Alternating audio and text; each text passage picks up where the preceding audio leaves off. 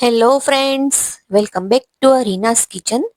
આજે આપણે બનાવીશું રવા ખજૂર પાક.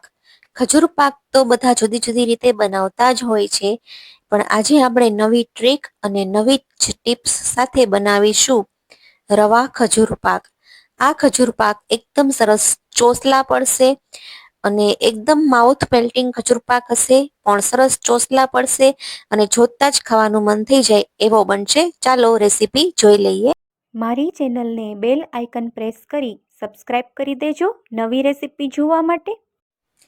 ખજૂર પાક બનાવવા માટે 1 કિલો જેટલો ફ્રેશ, નરમ અને તાજો ખજૂર લેવાનો છે. એવા ખજૂરની પસંદગી કરવાની છે. અને 1/4 કપ કાજુ, બદામ, 1/4 કપ મિક્સ નટ્સ અને 2 થી 3 ચમચી જેટલો ગુંદ અને અડધી વાટકી જેટલું એકદમ ઝીણું ટોપરાનું ખમણ આવે એ લેવાનું છે. અને અત્યારે બધી વસ્તુ પહેલા આપણે સાઈડ પર રાખી દઈએ. અને અહીંયા 1 ચમચી જેટલો સૂંઠનો પાવડર અને અડધી ચમચી ઇલાયચી પાવડર લીધો છે અને અડધી વાટકી જેટલો જાડો રવો લેવાનો છે, જે સોજી રવો હોય એ લીધો છે. તો હવે આપણે ખજૂર પાક બનાવવાની શરૂઆત કરીશું. તો એક પેનમાં 2 થી 3 ચમચી જેટલું તેલ ગરમ કરવા મૂકશું. અને તેલ નહીં, ઘી ગરમ કરવા મૂકશું. અને ઘી સરસ ગરમ થઈ જાય ત્યાર પછી આપણે એમાં ગુંદ તળવાની શરૂઆત કરશું. ઘી એકદમ ગરમ થવા દેવાનું છે. ઘી ગરમ થાય એટલે તમારે 1 ચમચી જેટલો ગુંદ ઘીમાં એડ કરશો. અને ઘીમાં ગુંદ એડ કરતા ગુંદ છે એ બધો આ રીતે ઉપર આવી જાય છે. ગુંદ બધો ઉપર આવવા દેવાનો.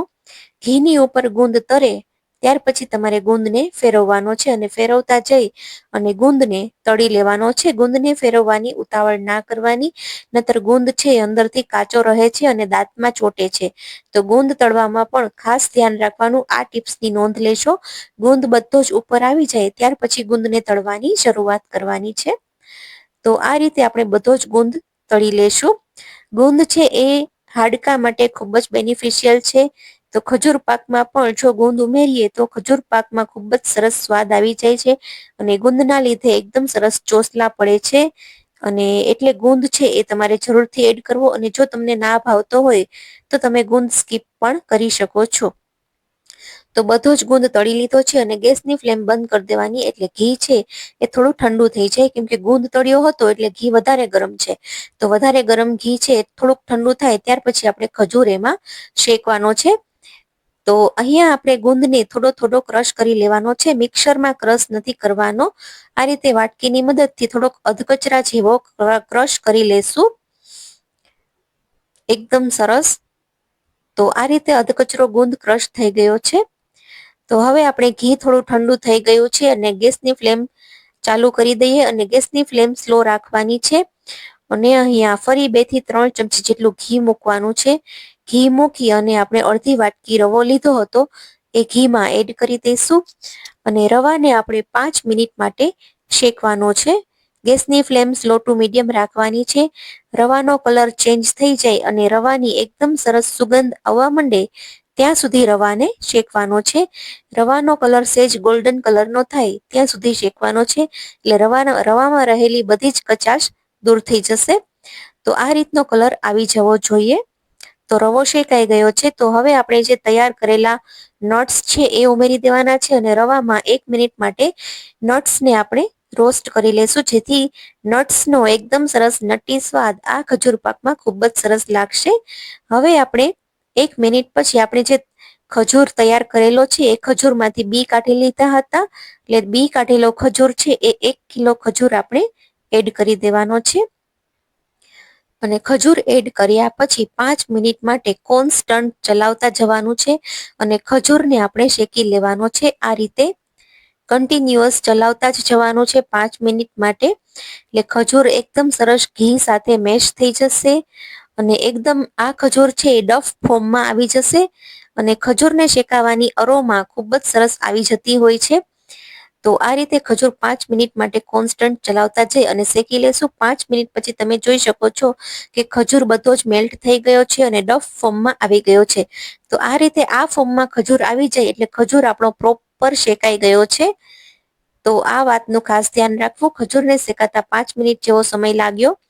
હવે આપણે ખજૂરની અંદર ગુંદ, ટોપરાનું ખમણ અને એલચી પાવડર અને સૂંઠ પાવડર ઉમેરી દેશું. તમે આ જગ્યાએ ખસખસ ઉમેરી શકો છો, સફેદ તલ પણ ઉમેરી શકો છો, એ પણ ખૂબ જ સરસ લાગશે.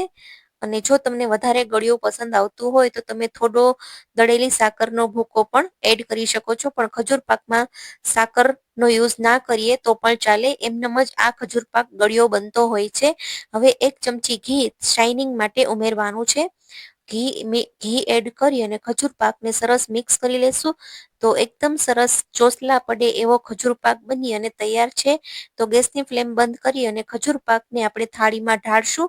તો થાળીમાં થોડું ઘી છે એ સ્પ્રેડ કરી દેવાનું છે અને તવીથાની મદદથી આપણે ખજૂર છે એને સ્પ્રેડ કરી દેશું આ રીતે થાળીમાં. તો એકદમ સરસ ખજૂર પાક બનીને તૈયાર છે. થોડી ઘણી તૈયારી કરેલી હોય તો આ ખજૂર પાક બનતા જરા પણ વાર લાગતી નથી. ફક્ત 10 થી 12 જ મિનિટમાં આ ટેસ્ટી ખજૂર પાક થાળી ભરીને તૈયાર થઈ જાય છે અને એકદમ સરસ બધાને ભાવે તેવો ચોસલા પડશે એવો ખજૂર પાક તૈયાર છે. તો હવે આપણે ખજૂર પાક ગરમ હોય ત્યારે જ આ રીતે કટ્સ લગાવી દેવાના છે. આ ખજૂર પાક ઠંડો થાય પછી કટ્સ બરાબર નહીં લાગે, એટલે ગરમ હોય ત્યારે જ કટ્સ લગાવી દેશું. અને ડેકોરેશન માટે તમે કંઈ પણ યુઝ કરી શકો છો. પિસ્તાનો ભૂક્કો છે, કાજુ બદામના ટુકડા હોય એનાથી તમને જે ગમે, ટોપરાનું ખમણ હોય કે તમને જે રીતે ગમે એ રીતે આ ખજૂર પાકને આપણે ડેકોરેશન કરશું એટલે એકદમ સરસ માર્કેટમાંથી લઈ આવ્યા હોય એવો ખજૂર પાક બનીને તૈયાર થાય છે. આ ખજૂર પાક માર્કેટમાં બહુ જ મોંઘો મળતો હોય છે, પણ જો ઘરે બનાવીએ તો ખૂબ જ સારો બને છે, હેલ્ધી બને છે અને બજાર કરતાં પણ આ રીતે બનાવશો ને તો બજાર કરતાં પણ ટેસ્ટ બહુ જ સારો આવશે.